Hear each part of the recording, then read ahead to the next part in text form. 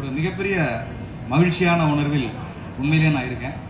கிட்டத்தட்ட ஒரு 4-5 ஆண்டுகளுக்கு அங்கங்கே சில பாடல்கள் எழுதக்கூடிய வாய்ப்புகள் வந்துகிட்டே இருந்தாலும் நான் ரொம்ப எதிர்பார்த்த ஒரு பாடல் அடங்கிய ஒரு ப்ராஜெக்ட் அப்படின்னா அது இந்த இந்தியன் 2. ஸோ சங்கர் சாரோட தொடர்ந்து அவருடைய பாய்ஸ் படத்திலிருந்து அதுக்கப்புறம் சிவாஜி, அதுக்கப்புறம் ரோபோ, எந்திரன், நண்பன் அப்படின்னு எல்லா படங்களையும் அவர் வந்து எனக்கு தொடர்ந்து வாய்ப்பு கொடுத்துட்டே இருந்தார். அதில் ஒவ்வொரு பாடலுமே என்னை ஒரு அடுத்த கட்ட உயரத்துக்கு அதை அழைச்சிட்டு போயிட்டே இருந்தது. இருந்தாலும் இந்த பர்டிகுலராக இந்த இந்தியன் 2, அதுவும் இப்போ ரிலீஸ் ஆன ஃபர்ஸ்ட் சிங்கிள் பாரா அப்படிங்கிற அந்த பாடல் நாங்கள் நல்ல ஒரு பெரிய வெற்றி அடையணும்னு நினச்சோம். ஆனால் அதையெல்லாம் தாண்டி ஒரு உலக தமிழ் மக்களால் மிகப்பெரிய அளவில் ஒரு கொண்டாடப்படுகிற வரிகள் கொண்ட ஒரு பாடலாக என்னுடைய பாடல் பயணத்தில் ஒரு பெரிய ஊக்குவிப்பா, இன்னும் ரொம்ப வெளிப்படையாக சொல்லணும்னா இது என்னுடைய செகண்ட் இன்னிங்ஸை ஸ்டார்ட் பண்ணுற ஒரு பாட்டாக இந்த பாரா அமைஞ்சிருந்தது.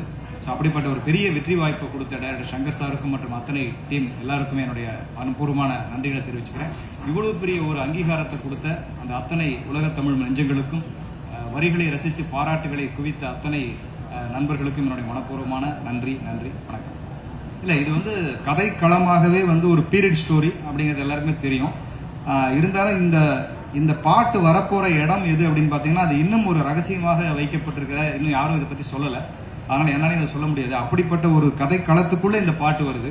அப்போ அது மொத்தமா ஒரு நல்ல தமிழ்ல, அதே சமயத்துல இன்னைக்கு இருக்கு எல்லாருக்கும் புரியிற ஒரு தமிழாகவும் அது இருக்கணும். அப்படிங்கும்போது நான் கொஞ்சம் புறநானூறு அகநானூறுல இருந்தெல்லாம் கொஞ்சம் குறிப்புகள்லாம் எடுத்துட்டு வந்து சங்கர் சார்கிட்ட கொடுத்து, அப்புறம் அதுல இருந்து கொஞ்சம் விளக்கங்களை எடுத்து அப்படிதான் இந்த பாரா அப்படிங்கிற வார்த்தையை உருவாச்சு. பாரா அப்படின்னா நம்ம கொஞ்சம் முன்னாடி நீங்க கேள்விப்பட்டிருப்பீங்க, பாரா உஷார் அப்படின்னு சொல்லி நம்ம பெரிய பெரிய படை நடந்து வரும்போது சொல்லுவோம்.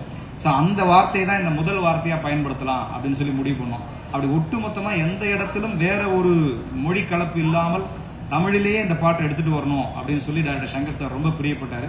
ஸோ எனக்கும் அந்த ஒரு வாய்ப்பை சரியா பயன்படுத்திக்கணும் அப்படிங்கிற ஒரு நோக்கம் இருந்தது. அதன் அடிப்படையில் உருவானது இந்த பாடல். இது மட்டும் இல்லாமல் இன்னொரு 3 பாடல் இந்தியன்ல எழுதியிருக்கேன். ஸோ அது அடுத்தடுத்து வரும் நான் நினைக்கிறேன். அனிருத் சாரோட வந்து நான் இப்போ இது 2வது படம் ஒர்க் பண்றேன்.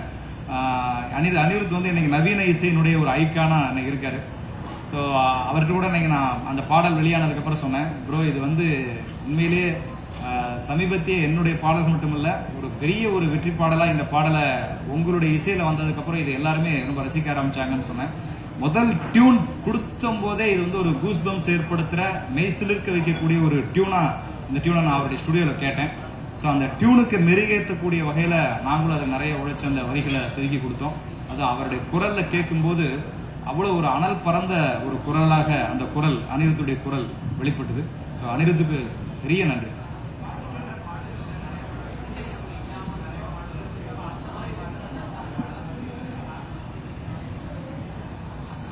மற்ற பாடல் பத்தி நம்ம விமர்சிக்க வேணாம். ஆனா ஒட்டுமொத்தமா வந்து உண்மையிலேயே இல்ல பெரிய வரவேற்பு இருக்கு. ஏன்னா நேற்று கூட நான் ஒரு இடத்துல வந்து சாப்பிட்டுட்டு இருக்கேன், இந்த உணவு கொண்டு போய் கொடுப்பாரு இல்லையா, ஸோ அதை நம்ம தொழில சொல்ல வேணாம்.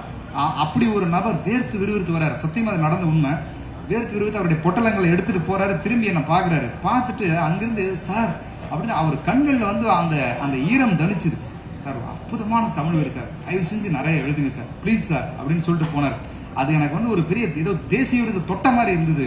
அவர் அந்த ஒரு உழைக்கும் வர்க்கத்தை சார்ந்த ஒரு மனிதன் அந்த ஒரு தமிழ் வரியை கொண்டாடின விஷயம் ரொம்ப மகிழ்ச்சியான ஒரு தருணமா இருந்துச்சு. ரொம்ப அதாவது உண்மையிலேயே நான் வந்து ஒரு 10 ஆண்டுக்கு முன்னால தேசிய விருது வாங்கினப்ப எவ்வளவு மகிழ்ச்சியா இருந்தனும், என்னுடைய பாட்டு பயணத்துல இந்த பாடலினுடைய வெற்றிக்கு அவ்வளவு எனக்கு ஒரு சந்தோஷம் பாடல் கிடைச்சது. இல்ல கண்டிப்பா நான் ஒரு விஷயம் உறுதியா எடுத்திருக்கேன். ஏன்னா மக்கள் வந்து இப்ப என்னன்னா ரொம்ப கூர்மையா லிரிக்ஸ் கவனிக்க ஆரம்பிச்சிருக்காங்க. இப்ப லிரிக்ஸ் நல்லா இல்லைன்னாலும் திட்டுறாங்க. முந்தியெல்லாம் அதை கண்டுக்காம போயிருவாங்க. லிரிக்ஸ் நல்லா இருந்தா பயங்கரமா கொண்டாடுறாங்க. அதனால இனிமே ரொம்ப பார்த்து தான் எழுதணும். அதுவும் குறிப்பா அந்த மாதிரி இந்த குறிப்பா தமிழ் பாட்டு மாதிரி வர்ற பாடல்கள் ரொம்ப தெளிவா எழுதணும் அப்படிங்கறதுல ஒரு முடிவை வச்சேன். மியூசிக் பத்தி சொல்லிட்டேனே. ஃபர்ஸ்ட் அனிருத்தனுடைய ஸ்டுடியோல போய் கேட்கும் போது இது ஒரு பெரிய வெற்றி பாடல் அமைய போகுது அணி அப்படிங்கிற ஒரு மெய்சிலிர்ப்போட தான் அந்த டியூனை கேட்டோம். ஏன்னா வரிகள் இல்லாம கேட்கும் போதே நமக்கு தெரியும் இந்த பாடல் எவ்வளவு பெரிய ரீச் ஆக போகுது அப்படின்னு. அதுவும் அந்த குதிரை சவுண்டோட தான் அவர் ஆரம்பிச்சிருப்பாரு. நாங்க கேட்கும் போது இன்னும் ராவா தான் இருக்கும். இப்ப நீங்க ஃபைனல் மிக்ஸ் கேக்குறீங்க, அவர் டியூனா கொடுக்கும் போதே அதுல ஒரு வெப்பம் அற்புதமா இருந்துச்சு. அப்பயும் இது பிளாஸ்டா வரப்போகுது அப்படின்னு சொல்லிட்டு தான், அதுவும் அந்த குறிப்பா என் தாய் மண் மேல் ஆணைங்கிற வரியெல்லாம் வரும் இல்லையா, அதுக்கெல்லாம் அவருடைய டியூன் கேட்டிங்கன்னா அவ்வளவு சிலிப்பா இருக்கும். ஸோ கண்டிப்பா இது வந்து அந்த அனிருத்தினுடைய குரல் இந்த பாடலை வேற ஒரு உயரத்துக்கு எடுத்துட்டு போச்சுன்னு சொல்லலாம். கமல் சார் நான் ஒரே ஒரு முறை தான் ஷூட்டிங்ல சந்திக்கக்கூடிய ஒரு சந்தர்ப்பம் அமைஞ்சது.